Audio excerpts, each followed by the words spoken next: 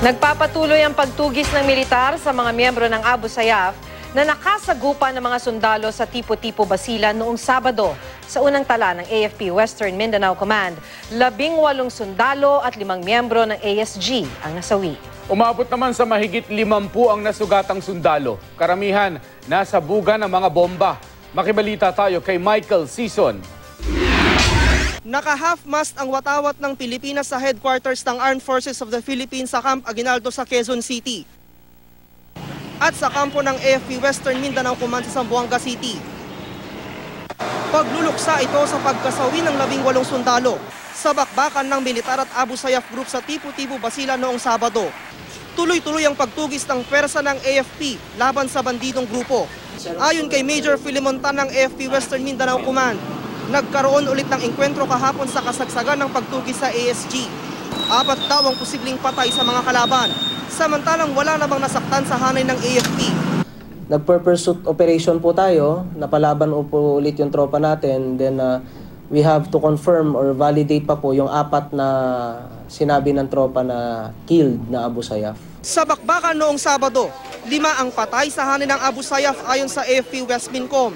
Kabilang daw sa kanila ang umano'y Moroccan terrorist na si Muhammad Katab na eksperto umano sa paggawa ng bomba. Aabot naman sa 53 ang nasugatan sa hanay ng mga sundalo. 6 sa kanila ang nalagay sa kritikal na kondisyon, pero ngayon nasa maayos ng lagay matapos maoperahan. Karamihan sa kanila tinamaan sa pagsabog ng mga improvised explosive device o IED mula sa mga kalaban. Ayon sa militar, nangyari ang madugong engkwentro noong Sabado sa gitna ng isang operasyon ng militar laban sa ASG.